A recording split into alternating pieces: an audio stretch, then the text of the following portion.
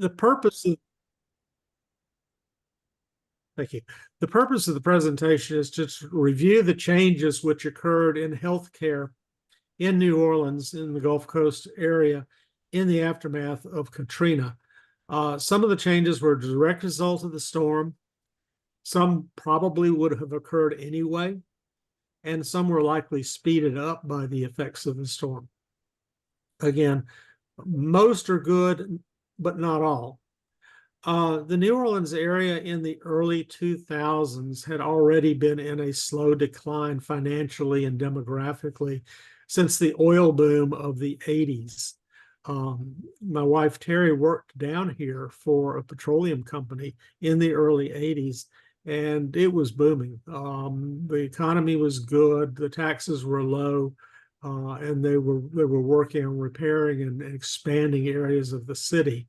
But then the oil companies discovered that they could work remotely over phone lines. The internet really didn't exist back then, but they had learned ways to work out of Houston and other areas, and so they simply closed their offices and left.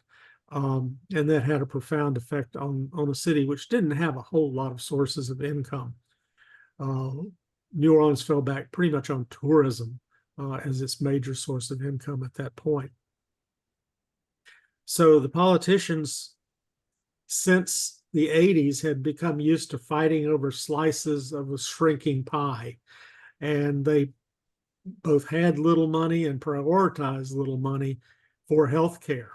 Healthcare in New Orleans was provided mainly by private clinics and hospitals for the 55% of persons who had insurance, and that includes Medicare and Medicaid.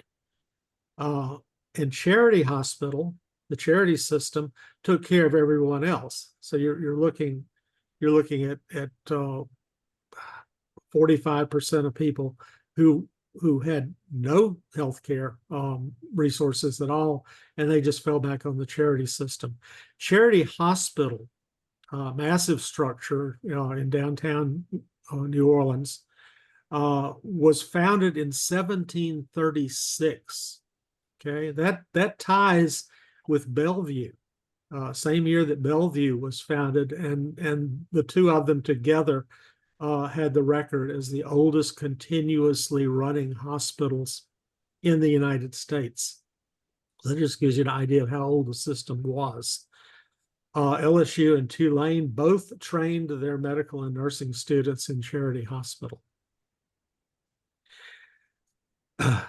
At the time of Katrina, major private hospital owners included Tenet, which owned the Memorial Hospital and Lindy Boggs, HCA, which ran Tulane Medical Center, Tulane Lakeside and Lakeview Hospital, and UHS, which ran Methodist Hospital in New Orleans East and Chalmette Medical Center, where I worked for about 5 years. Ochsner Medical Center, where I worked at the time of the storm, had its own hospital and clinics, and the VA had a large hospital downtown near Charity, where they shared staff. All of the hospitals in or near the city were damaged in Katrina. Of the 16 hospitals, 13 had to close. Some, such as the one in Chalmette, were utterly destroyed and had to be completely rebuilt. The office where I had worked in Chalmette, I had opportunity to go back a year later. There was nothing left but a slab. And the only reason I could recognize that was the oak tree, which was standing next to the office, was still thriving. I imagine Andrew Jackson probably rested under that oak tree 200 years ago. So it survived. Nothing else did in Chalmette. They had 5 in the entire parish of St. Bernard. They have 5 buildings that weren't flooded. They had a population, I think, of 25,000 people, and there were 5 buildings that didn't flood. New Orleans was pretty bad here too. The levees broke in at least 7 places. Some people put the number much higher, but it flooded major neighborhoods all across the city, usually from the drainage canals. Those were the points of failure. But huge storm surges came into New Orleans East.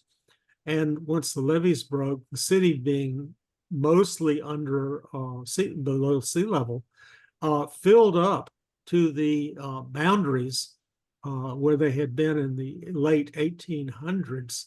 The city limits was stopped at the point where the annual flooding occurred at sea level. But then the pumping system was built, and people forgot about the flooding, and over time had gradually built extensively into areas that previously were flood zones. And some of the houses in those flood zones were 100 years old. So it was devastating when that bowl filled up. Anybody have any questions at this point? Okay.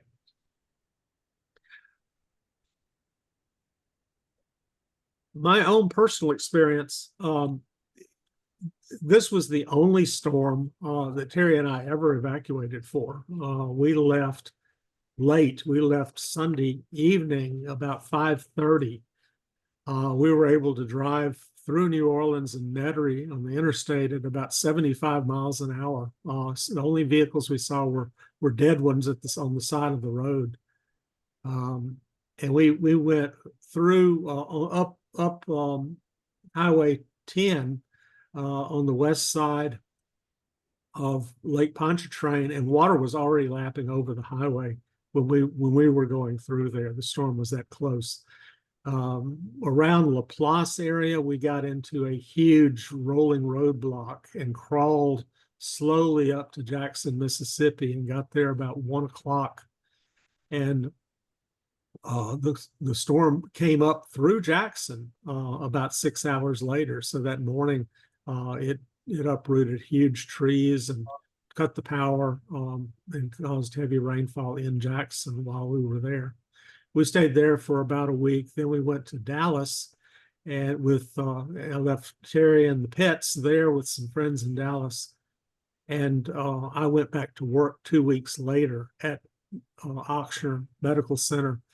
It's a New Orleans address, but technically it's slightly west of the city in Jefferson, Louisiana. And it was right on the river, which is the highest ground. So that building did not flood, and it was still operating.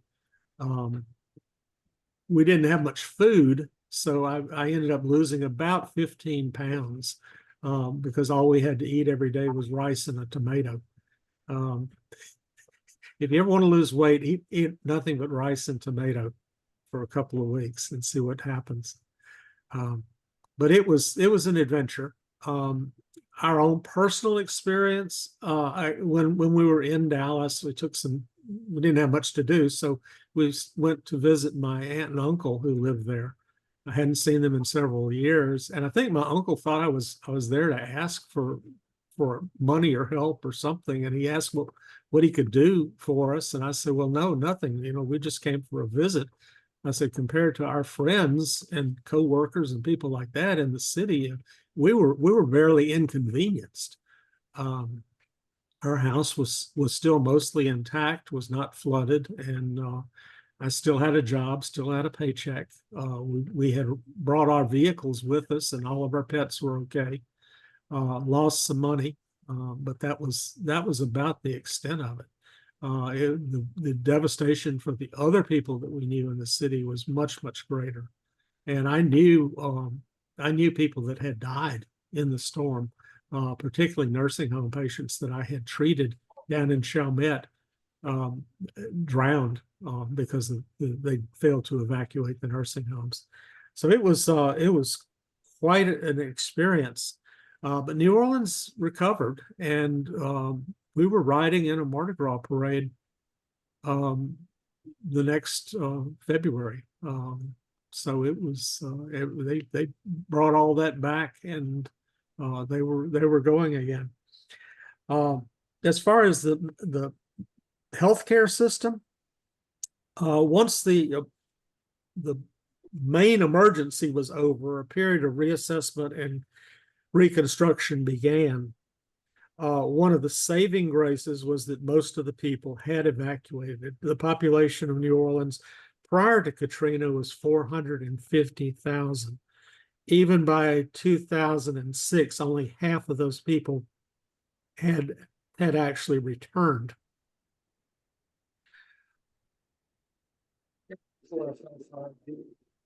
Question? No. Okay. People who needed intense medical care, medical supplies and regular visits and things like that, had the wisdom to stay away until the system was restored.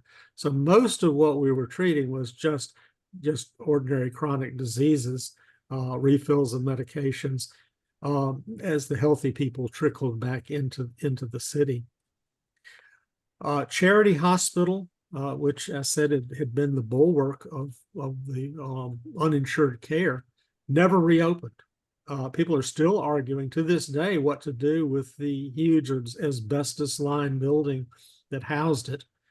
An LSU consortium with state and federal money built a huge new university medical center.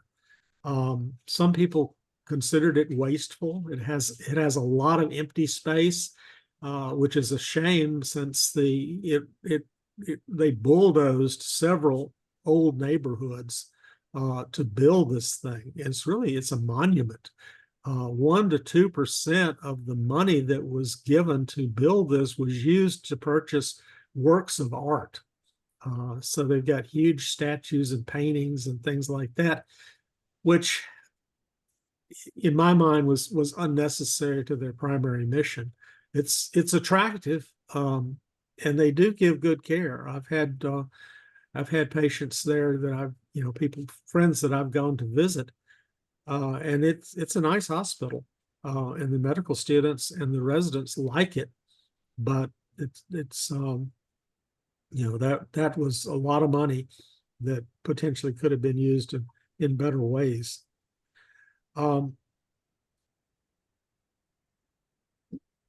It didn't open again until 2015. So it took 10 years to get the funding to build it and to open it up. So for 10 years, the charity hospital was gone and the new hospital had not been rebuilt.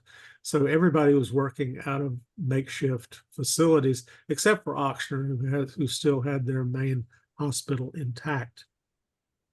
The VA hospital was also rebuilt from the ground up, and it reopened in 2016. And that was 11 years after Katrina. So that just shows how long it takes for the government to do anything. Oxford, again, being a non-profit but private facility with a lot of physicians on the board of directors, stepped up to the plate and decided to start purchasing some of these defunct hospitals and rebuilding them and using their knowledge and their infrastructure, such as electronic medical records and things, to get everybody within the same system, to share resources. And initially, where they had one hospital and a few clinics, today they have 46 hospitals and 370 urgent care centers around the Gulf South.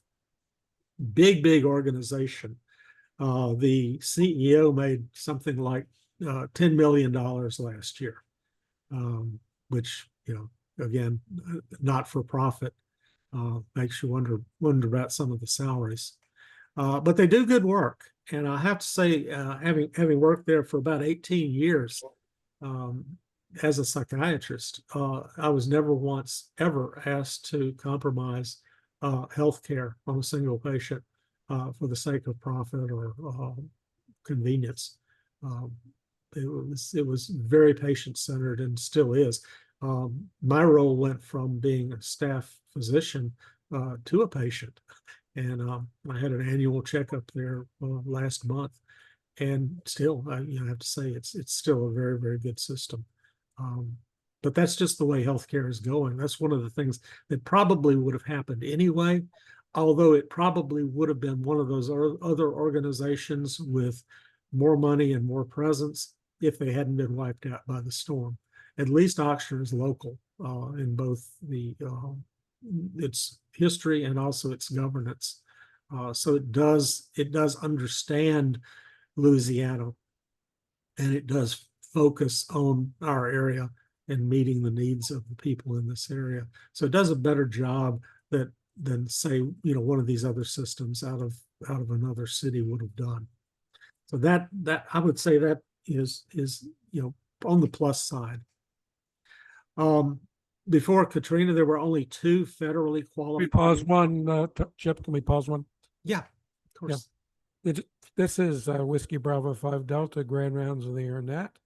Our presenter today is N5RTF. We're having interactive discussion on Hurricane Katrina 20 years after. Does anyone currently have any questions of the presenter? Please make your call to Whiskey Bravo 5 Delta on 20 meters. Are there any late check-ins? Make your call.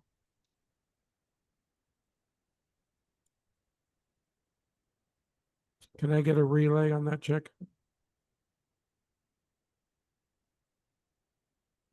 Okay, I'm sorry, I'm not copying you at this point. On Zoom, do we have any questions of the speaker right now?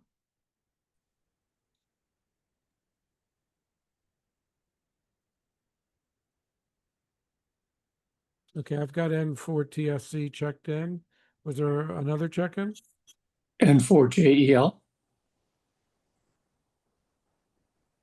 Okay, I have N4JEL checked in. The Delta Mike Romeo, your call?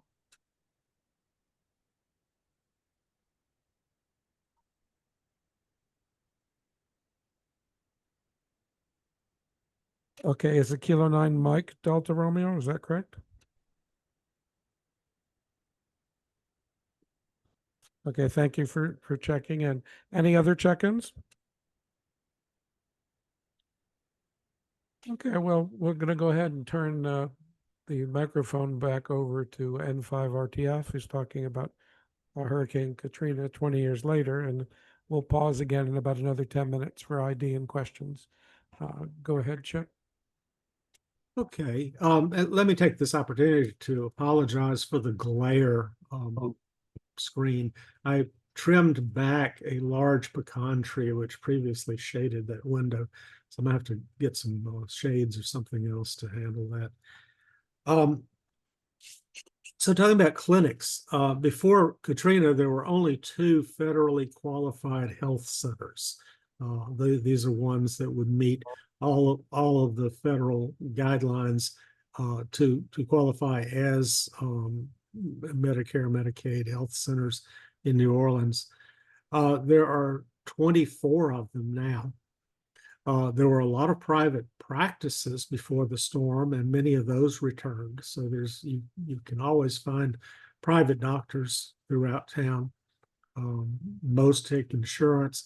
Some will also take Medicare, and a few take Medicaid. Again, Oxford opened 370 urgent care centers across the coast. Most people in New Orleans now, compared to before the storm, most people can now walk to an outpatient clinic. But even with that, emergency department utilization is still high. You can see that they're busy 24 hours a day all around the city. Nursing homes were particularly hard hit by Katrina. Most of the nursing homes south of I-10 experienced significant damage and loss of utilities. Understand that a lot of patients require powered equipment, oxygen, things like that. Some were evacuated before the storm. Others were evacuated days after the storm, sometimes from second floor windows. But overall, 100 residents in New Orleans died due to failure to evacuate from hurricane, and they drowned in the storm surge. There's no telling how many others died in transit or within weeks or months after the move. Any kind of major evacuation like that is very, very hard on nursing home residents, and a lot of them don't make it. There was a story of a bus that was evacuating nursing home residents to Texas, and a substantial number of those people were on oxygen. And the oxygen level in the bus apparently rose to a dangerous level, and a flash fire started and basically exploded the interior of the bus. People sometimes don't understand the complexities of trying to move medically ill people and their equipment. Medical staff, after the storm, of the 4,000 so physicians practicing in New Orleans prior to Katrina, only about 12 to 1,500 returned. Now, 20 years later, we're back into the 4,000s. They estimate about 4,900 currently. Still represents a shortage compared to most major cities as far as doctor to patient ratios. Other practitioners have helped to take up some of the slack. Nurse practitioners increased from 1,100 up to about 1,600 since the storm. And physicians' assistants are still present, but the numbers have not changed. There were 1,100 before, and they're still around 1,100. 4,800 nurses left New Orleans after Katrina. Many returned, but accurate numbers are more difficult to obtain than they are for physicians and other primary practitioners, independent practitioners. So you ask, why did so many professionals leave in an emergency? Well, the hospitals where they worked were closed or destroyed. So were the private clinics. Hospitals and office building where I worked, again, was reduced. They were reduced to slabs. The patients were gone. It took 2 weeks just to pump water out of the city, so you could move wheeled vehicles back through the streets. There were long gaps in reestablishing water, power, food supplies. It was really no place to live. Also, there was looting. There was major looting across the city for a full 3 days after Katrina. Katrina came through on Sunday night, and Monday, Tuesday, and Wednesday nights the looting was ferocious. On Thursday, the National Guard came through and put a stop to it. But by then, every single building, every business was broken into and looted, with one exception. Anybody want to guess what that it was? There was one type of business that was not looted. No? Okay. Bookstores. You would go down a line of businesses, and every business had the window broken, the doors smashed in, everything, all the merchandise scattered on the floor, except the bookstores were still pristine. The windows were there, the doors were locked, all the merchandise was visible and intact. If they weren't damaged by the storm themselves, they just came, unlocked the door, and went right back into operation. So if you're ever in an apocalyptic situation, you want to hide in a bookstore. So, all right. Pause, Chip, there. Pause, Chip, for just a second. Certainly. This is Whiskey Bravo 5 Delta. We have our Grand Rounds on the Internet here today, and speaking is N5 RTF, Dr. Chip Keister, who was giving you a firsthand account of what it was like to have been a health professional in New Orleans at the time of Katrina 20 years ago, as well as the environment and change in the medical community at that time, both on the patient level and the health professional levels. Do we have any additional stations that would like to check in and participate? Make your call to Whiskey Bravo 5 Delta.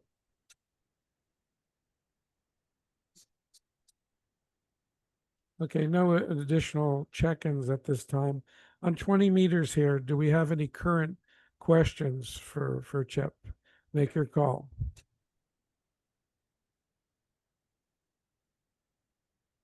Okay, on Zoom, do we have any questions for Chip? Go ahead and let us know. We'll give you the mic. Andy, you're not a hand licensed. Okay, this is AA4FL at the mic, by the way. We're originating our transmissions out of Hawthorne, Florida today. And I got my wife here with me, Randy. Many of you know Randy from her Marco activities, and she'll pass the question on to Chip through me. If you just pause a second, Chip, and I'll go ahead and give the question. 220 years later, at 4,900 out of how many residents? Out of 20,000. So 4,000 to begin with. 1,200 to 1,500. no, is it? Okay, yeah, we've got that one covered here, Chip. So the question is just reiterating that you had mentioned there were 4,000 practicing physicians in New Orleans before Katrina, and only 1,200 to 1,500 of those returned. But by now, we're up to 4,900 physicians. We're talking about numbers of physicians in the New Orleans system and area. Do we have any idea of the population before and after Katrina, Chip? N5RTF, Whiskey Bravo 5 Delta. Go ahead. Let's see. Before the storm, there were 450,000. Afterwards, there was only about maybe 300, less than 300,000, maybe 280, something like that. And currently, we're still below, I think, the 2005 numbers. A lot of people just didn't come back. By the way, this is N5RTF, and we are being simulcast on both Zoom and 20 meters. So I was making the point that some people were critical. Why did healthcare workers run away after the storm? But many professionals, they had no job, no place to work, no home. It was dangerous. There was nothing to eat. There was no water. There was no power. Some of their spouses had gotten jobs elsewhere out of necessity. Family with children had to find locations with functioning schools. And then some of the healthcare professionals had health issues of their own. New Orleans after Katrina was no place to have a baby. If you had any kind of, if you had a transplant, or if you had any health issues at all, for weeks it was hard just to get refrigeration for insulin. So there were plenty of reasons why people would not come back, and I don't fault anybody for not doing that. I was in a particularly fortunate situation, that I still had a job, still had a place to work, still had a house. But even then, it was 30 days after the storm when they finally let everybody come back in, and when Terry came home from Texas. So it was a full month before ordinary citizens were even allowed back into the city. There were government programs at the time to encourage professionals to return. I personally qualified for a grant program because of the large percentage of Medicaid and non-paying patients that I cared for on an inpatient psychiatric unit. Over half of the patients were either Medicaid or non-paying. So I took the grant money, and I would have stayed anyway, but I still met the requirements.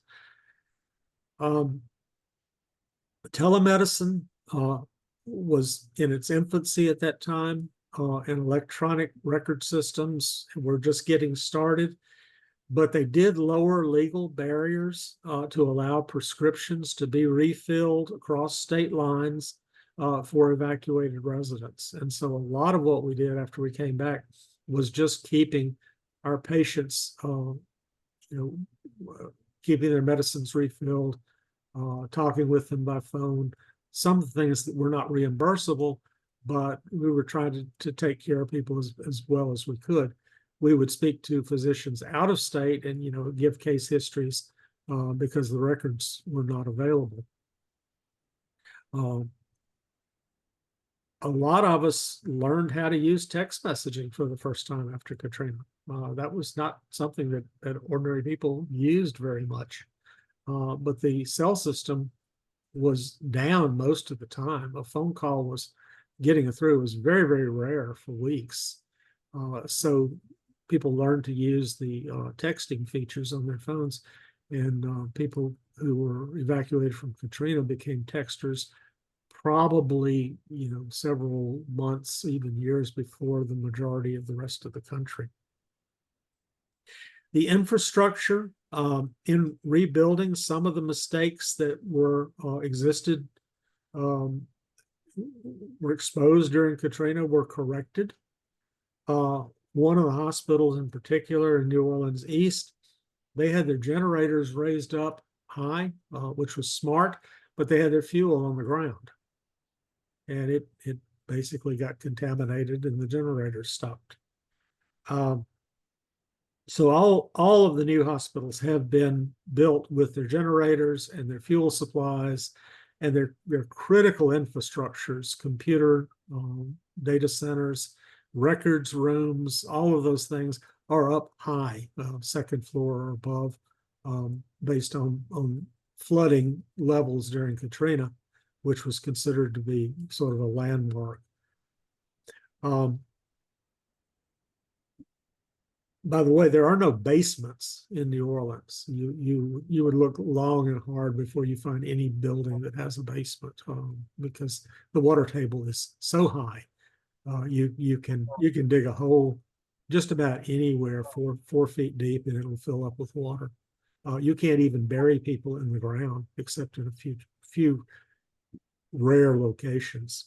That's why you have these fancy mausoleums and above ground crypts and things like that you always see in pictures of New Orleans. It was a necessity, because if you put a casket in the ground during the next storm, it's going to float up and float away. And I actually met people whose loved ones in Mississippi had floated out of the ground and they were lost for months.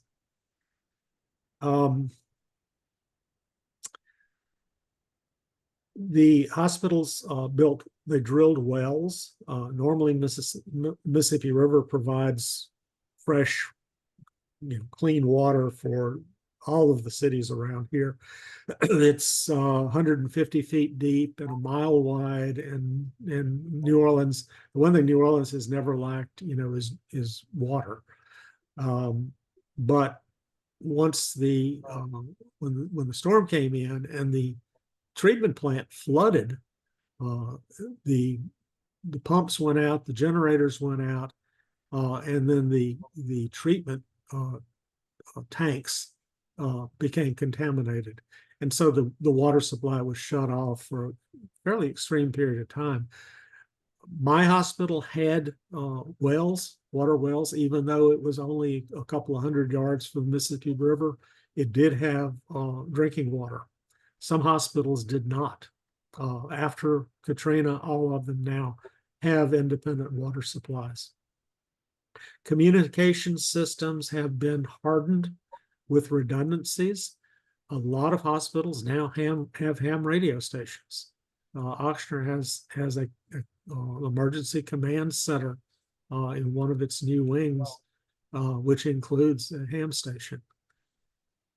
And then electronic patient records are now used everywhere, and the records have backups stored out of state. That's a necessity, usually in more than one location. So it would take a series of disasters to lose the patient records again. And you can access them and you can transfer them in an emergency just about anywhere in the world. There was an unplanned follow-up test in 2021 during Hurricane Ida. Ida was not a severe storm in terms of wind and storm surge, but it did put a strain on the power line systems. There was a power line that crossed the Mississippi River. It had huge towers on either side, and the wind load was so high from that storm and its particular angle of attack that it pulled one of the towers into the Mississippi River. And we're talking about a structure that's hundreds of feet tall, steel structure, multiple supports, and power lines attached to it.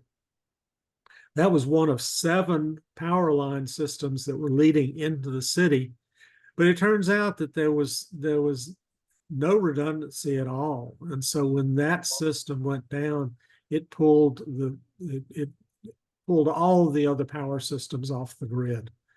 So New Orleans had no power at all, the entire New Orleans area, for about 8 days. When people were running off of generators for 8 days. But the hospitals did fine. They had their own generators, their own fuel, they had their own water supplies, and it was, as I said, it was not planned, but it was a good test to prove that Katrina level destruction probably won't happen again to the hospital system. If we can pause one here before we continue on, Chip. That was N5RTF speaking at the mic. This is AA4FL at the mic. Our transmission today, our club call is Whiskey Bravo 5 Delta, but it's originating at our station in Hawthorne, Florida, the QTH of AA4FL. All amateurs are encouraged to check in. If we have any light check-ins here now, we'll pause for light check-ins. Make your call to Whiskey Bravo 5 Delta.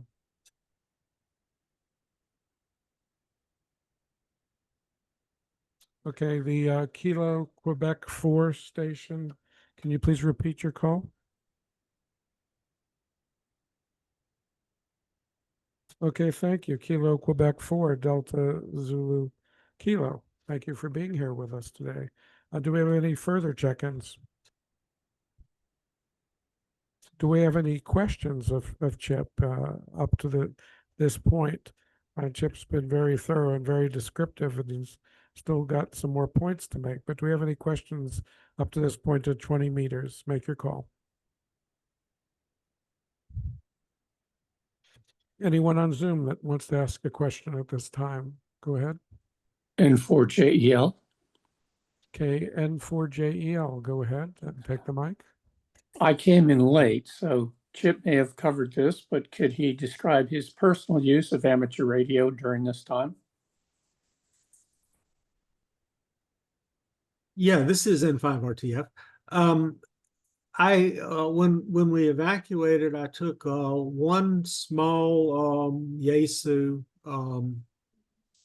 HF rig, and while we were at Terry's parents' house in Jackson, Mississippi, her father helped me throw a line over the house and put up a working dipole. Didn't do a lot of transmitting, and really didn't do anything related. Wasn't able to talk to anybody in the hurricane zone on that small rig. But I took used the general receive capabilities and was able to tune in radio stations who were running on emergency power in the New Orleans area. And we were able to sit on her patio 200 miles to the north and listen 24 hours a day to WWL, which was running on about 5,000 watts. And that we were getting news that nobody else was getting out of the area. Again, the internet wasn't even going, very strongly in 2005. So, that was our only source of news about New Orleans, was to listen to WWL.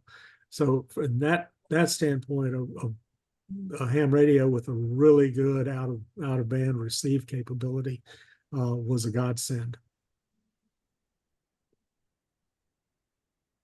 Any other questions? Yeah, N5 RTF. This is N4 TSC. Can you copy? Hey, Jerry. Sure. What? I'm not sure whether you covered this because I joined late, but I thought that the reports were that the cause of the disaster from that major hurricane was because there were 3 breaches in the seawall protecting New Orleans, and that the Corps of Engineers had addressed that afterwards and reinforced it. And then the estimate is that should there be another storm equivalent, not greater than, but equivalent to the storm at that time, that the risk it would be on overtopping rather than on breaching. Is that what the analysis is now? And then what preparations are made to deal with the same kinds of issues going forward? Yeah, the Corps of Engineers does good work. They went through and redid all of the levees up to a higher standard. The levees that were undercut. Now, understand that all of the levees are earth levees. Okay, there's very few places where you're looking at hardened concrete levees. Most of them are earth levees with interior sheeting that prevents both overtopping and undercuts. My personal theory is that if you've ever been in a hurricane, they are incredibly loud. That's something that most people don't talk about, but the sound and the vibration is intense. And it goes on and on and on for hours. I think that in the same way that an earthquake causes causes liquefaction of soils, I think that the high sound level going on for such a long period of time, when the sound waves coincide at just the wrong point, I think that they can liquefy the soil in an earth levee. And I think some of that probably happened. If that's the case, there's nothing really that can prevent that unless you replaced every levee with concrete. And that's a major design problem, is that you've got a single point of failure. You've got a single levee that goes all the way around the city on each side of the industrial canal. And if it breaks at any one point, the city floods, that's a dumb way to build something. I mean, it's, if you had a car and if one tire went flat, you died, that would be a foolish way to build a car. But politically, you can't say that one part of the city or one group of people is more valuable than another.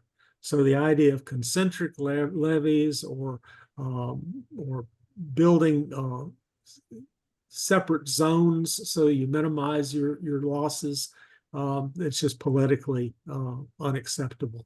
Nobody will ever do it, although it makes sense. It's getting sort of late. Let me go on and finish this, if that's all right with everybody. Okay. So let me talk about psychiatry. As a psychiatrist, before and after the storm in New Orleans, the single most universal change I observed was that Katrina became the defining moment for people in Southeast Louisiana and the Mississippi Gulf Coast. In 2025, everybody over 25 years old dates life events as before Katrina or after Katrina. That's, if you ask them when they got married, when the baby was born, if you ask them when something happened, when did you graduate, it's always before Katrina, after Katrina. In the same way, I'm sure for people in New York City, it would be before 9/11, after 9/11, or in other parts of the country, if there were major disasters. But Katrina is the defining event for most of the living people in Louisiana at this time. Memorials are preserved. High water lines were left in place and marked and dated. And churches and media hold annual remembrances. And they had some special things this year because it was 20 years. Some people were seriously traumatized each year as the hurricane season came, and some of them just got tired of it and moved away. Others live here but evacuate early for every single storm. They just leave every time there's a storm in the Gulf. In my practice, I screened for patients with panic disorder, agoraphobia, or phobias of water or bridges.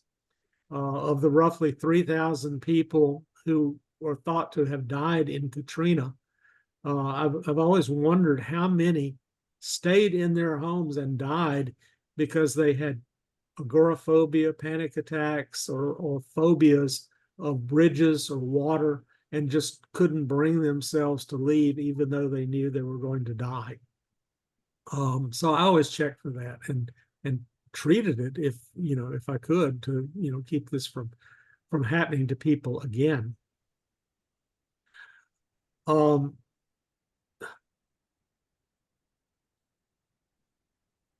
By the way, the name Katrina, you would think that nobody would name their baby Katrina in Louisiana, but the use of the name actually went up here, even though in nationwide, worldwide, it's gone down in recent years.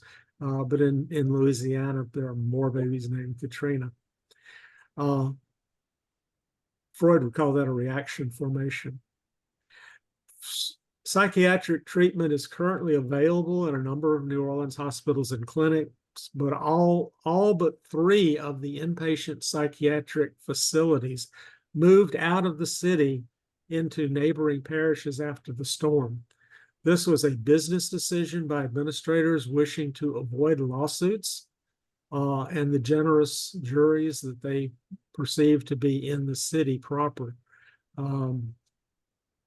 It's been a hardship on patients and their families that the hospitals are so far away, and anybody without access to transportation is not able to go and see their relatives. Although when they're discharged, they are given free transportation back.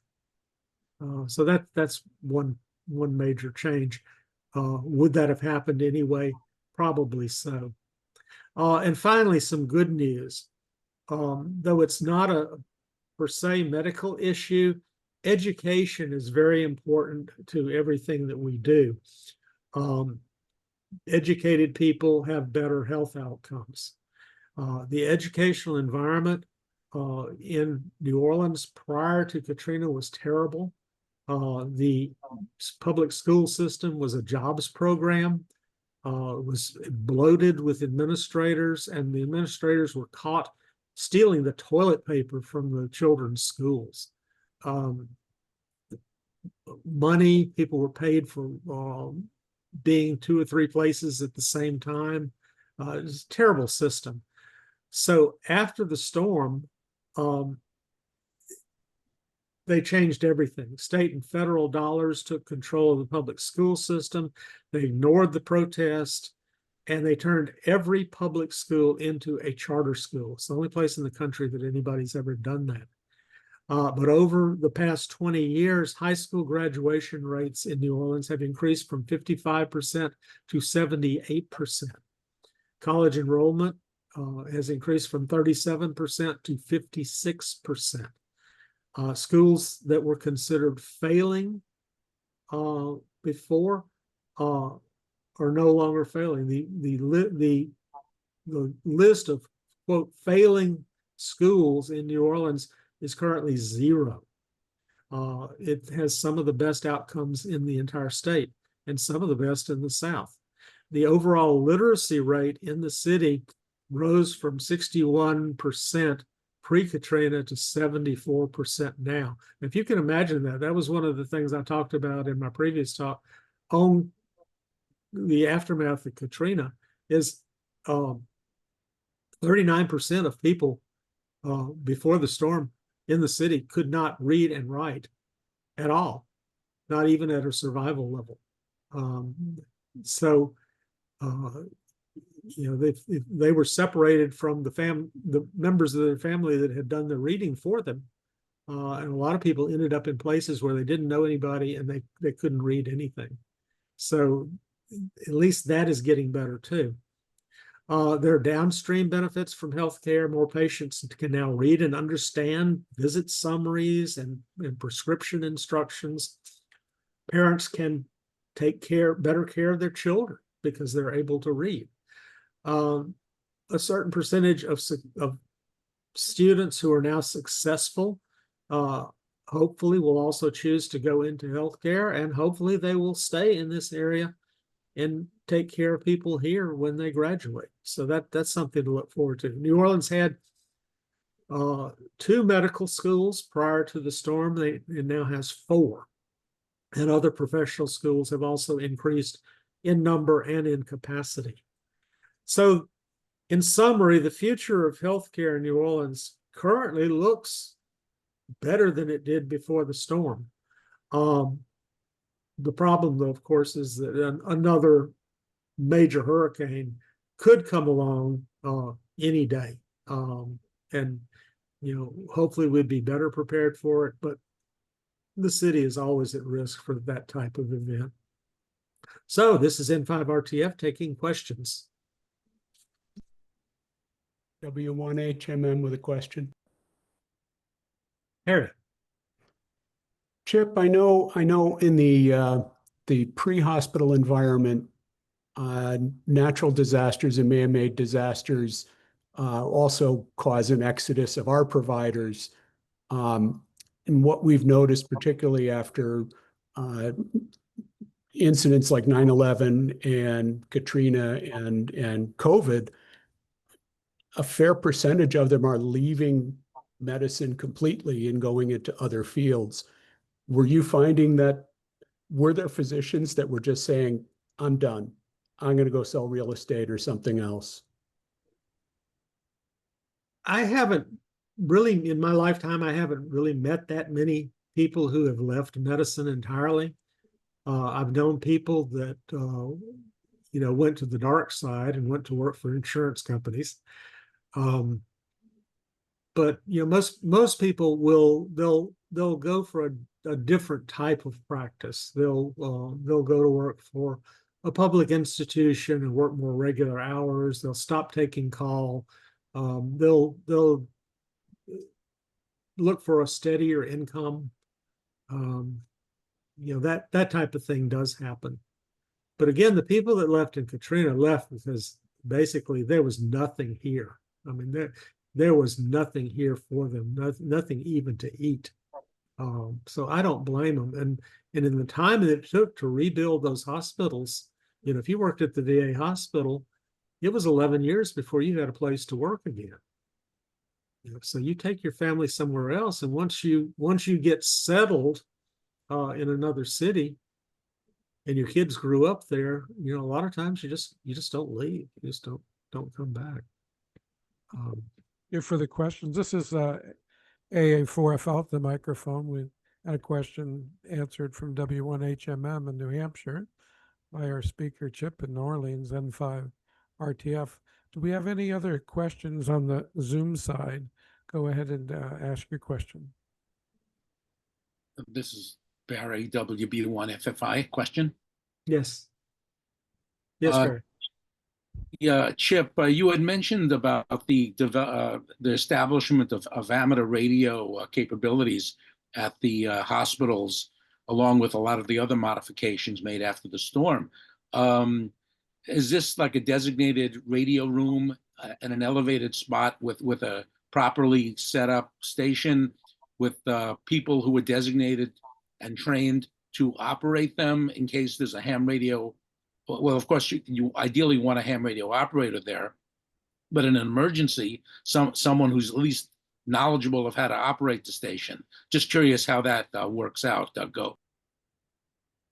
Yeah, I had the opportunity to look at the emergency room at Oxford, and I think they built an even bigger one since then. But the ham radio desk was over on one side, one corner of their larger emergency center, in which they had other radio equipment. They had internet backups and things like that. So it was a command center, and it was like a single workstation. I noticed that they did not have a Morse key, which I recommended that they add that to it. But their operators are generally hams who are part of the engineering staff, physical plant staff. Usually people that have got ham radio licenses or were asked to do that for, to serve in that capacity. Even if they have physicians who are, hams, they're in an emergency, they're not going to waste a physician, working on a radio. They're going to put you in the emergency department or wherever you can do the most good for the patients. So yeah, each hospital does it differently. But it was a legitimate station. It was well constructed, modern, and had everything but the Morse key. I got a follow up to that question by Barry, WB1FFI. Thank you, Barry. And Chip, I'm going to ask Harry, W1HMM, for his experiences on whether or not stations and emergency communication support are using WinLink and what they'd be using WinLink for, particularly after what recently happened in North Carolina. Harry, if you would go ahead and address that. Yeah, I mean, I can say that the ambulance service that I manage, we have an amateur radio station and several operators on our staff. We use WinLink. We're participating in drills and nets with the State Emergency Operations Center. So we're using it on a regular basis, both for doing passing along ICS forms and other traffic. But it's a very useful tool as long as people on all ends are using it. What I have noticed is it is not universally used in emergency operations centers. There are some centers that are trying to pass along forms using FLDigi, which works, but it only works if you have another amateur radio on the other end.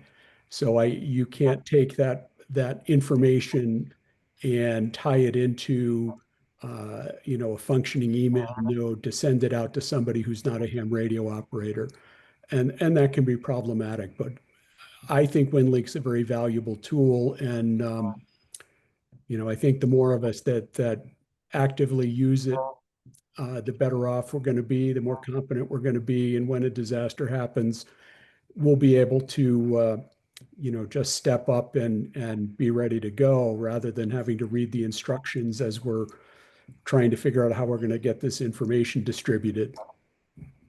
Thank you. I'd imagine in Orleans, since the time Chip visited, they probably are incorporating it. Harry, could you, for those of us that are not that familiar with WinLink, the technology, what frequencies it's using, et cetera, if you could briefly tell us a little bit about that. And I'm getting old. I forgot my other question. I'll remember it by the next exchange. This is AA4FL at the mic with W1HMM in New Hampshire. Go ahead, Harry. Yeah, this is W1HMM. I am far from a WinLink expert, but the way we are using WinLink right now, it's one of two ways primarily. We're either going in directly through an internet connection when one is available, or we're utilizing it over a VHF packet connection. And then it follows the packet network until it finds an exit node somewhere that gets it out to the larger network. I find it a little less resilient than it used to be, just because some of our local packet nodes have gone down and have not come back up yet, but still a very valuable tool. Oh, I finally remembered the other question. It was about HIPAA. So I mean, if we're in a hospital-based environment, what are the types of things do you think they'd be talking about? I mean, they can't get down to specifics on a particular patient. Is that correct? Harry, what do you think about that? What would be exchanged? Because it's not, it's not private at that point. W1HMM, AA4FL. Yeah, I know the two hospitals locally that I deal with that have amateur radio stations, if they fall back because they've had phone failures or power failures that mean their phone system and internet aren't working, they fall back to amateur radio with one in each clinical unit, and some with critical staff, and they're basically just following HIPAA to the best of their ability. And most of the time when they're passing information, they're using the last 4 or 5 digits of a medical record number or a patient encounter number, just to do their best to try and maintain some privacy. But I think what most of them are looking at is they're saying, in a disaster, you do the best you can. We can't start falling back to sending runners across some of these huge hospital systems to get information or put orders in. So you have to do the best you can. Again, I'm not involved inside the hospital very much anymore, but that's what we did in the past. So it's functional. It's not ideal, but it gets the job done. And I think that in the end, that's what we need to be looking at, is how do we get the job done? Thank you. I imagine in the future we'll see more private mesh networks where they're not actually amateur radio, but you have enough nodes spread across the city. For example, New Orleans, where all the different hospitals could be connected by mesh networks. It was a private mesh network, which amateurs can help install. I mean, dealing basically with very similar frequencies, perhaps 900 megahertz frequencies, the ones that are not amateur radio. And then it opens up a whole nother venue. But being that we're not experts in this area, we're having some theoretical discussions. Is there anyone on 20 meters here today that would like to comment on WinLink, both at the HF level and the VHF level? Make your call to Whiskey Bravo 5 Delta.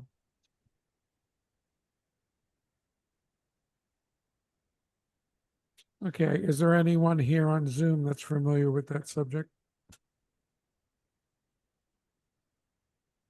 Okay, that's one thing about amateur radio. We're always having new technical challenges to learn. We talk about Morse code keeping us sharp, keeping those neurons, synapses active, but we start getting into digital technologies like WinLink, and it can be quite a challenge to make that conversion for us old folks, perhaps the younger generation of hams that are growing up that are so emergency supportive, and they're centered on VHF and UHF and digital communications. Maybe over the next 10 or 20 years, we'll see a difference there. Any further comments?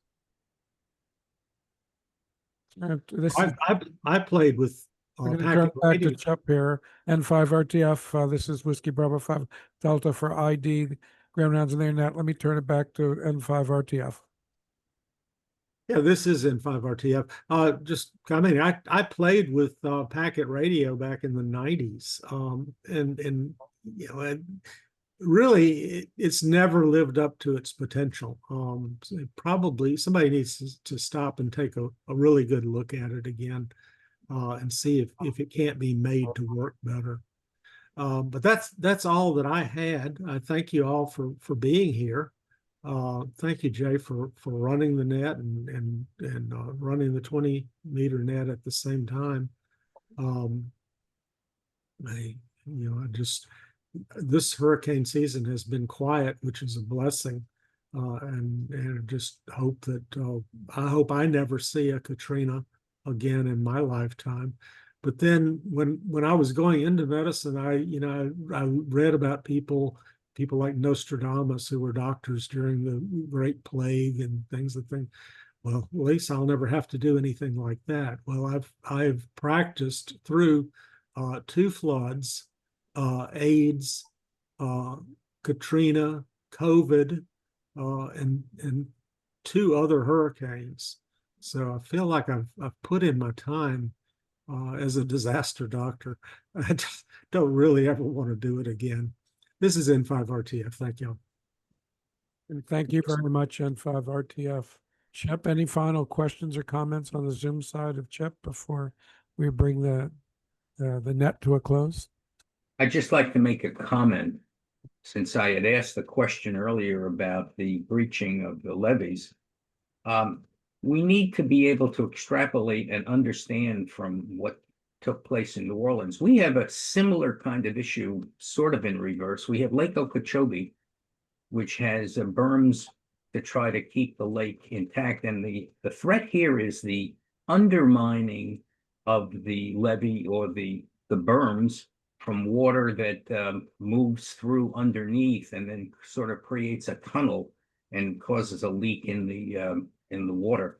And it's an interesting comment that Chip made about how the sounds, the vibration from the sounds may be affecting it. I know personally, I went through David many, many years ago when it came right over Coral Gables, where I was in graduate school.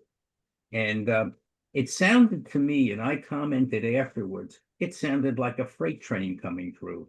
And for hours, hour after hour after hour, it was like a freight train. Finally, eventually, the apartment that I was in flooded, and it came up to the level where the first thing we did was take all of everything that we owned, and we started trying to find places to put it higher because it just flooded the beds and the mattresses and so on. So these things can come on in a way that's unexpected. And I just wonder whether there's anything that we can learn and extrapolate and kind of prepare in other situations, same kind of thing. Anyway, that's just my only comment. There was N4TFC at the microphone. Yeah, Jerry, that's something everybody thinks about. The Corps of Engineers, and Terry actually did work for the Corps at one point. They'll tell you they can do anything, but it's a matter of money and return on investment. They said they can route the Mississippi River through Los Angeles if you want it and you're willing to pay for it. But you can't build a full-size, deep concrete levee structure around a city the size of New Orleans or around Lake Okeechobee. You just can't do it. So you have to do the best you can with current technologies. And there's not a lot said about liquefaction of soils except in earthquake areas. But if you've ever played with sand on the beach, if you shake the bucket, whatever you've got in there just melts. If you've ever used a hammer drill will go through concrete like butter if you get the right frequency. Vibration will make any apparently solid structure become fluid. And at the right frequency or the right confluence of frequencies at a single weak point, you can definitely undermine or destroy an earth levee. N5RTF. Okay, N5RTF, AA4 felt the mic. I do have a question. And by the way, Chip, I've seen enough episodes of Flash where he does that, goes through walls as a superhero. But the question I have is, when they did rebuild the levees or reinforce the levees, is it true that it's only able to sustain like a Category 4, or is it even a Category 4? What happens if a Category 5 comes through New Orleans now? Over. the category is not as important as the storm surge, and the storm surge doesn't always match the official category. Katrina was a Cat 5 out at sea, and then it came ashore as a 3, but the storm surge was still equivalent to the storm surge of a Cat 5. And it came from exactly the wrong direction. There are directions that are better than others, and there are some that are just deadly.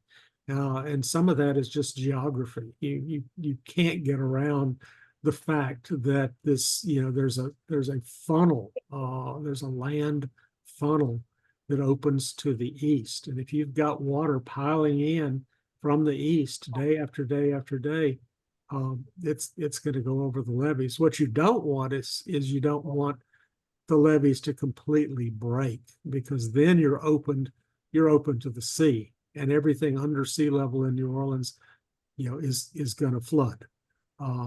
If you've just got overtopping, the pumps in New Orleans can handle an inch of rain an hour, and a half inch every subsequent hour. And I've seen 8 inches of rain in 6 hours. And you did get street flooding, but they could pump it out again before the end of the day. And they can even handle a hurricane as long as the levees don't break. N5 RTF.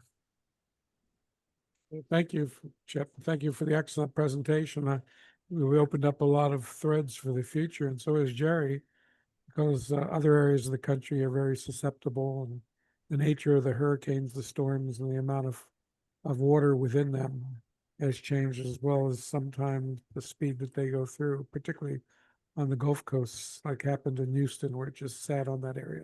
So those are discussions for another day. We appreciate everyone being here with us for the Grand Rounds on the Internet today. If you're watching a Zoom recording, we're an organization that's been in existence since 1966, also known as Healthcare Hands.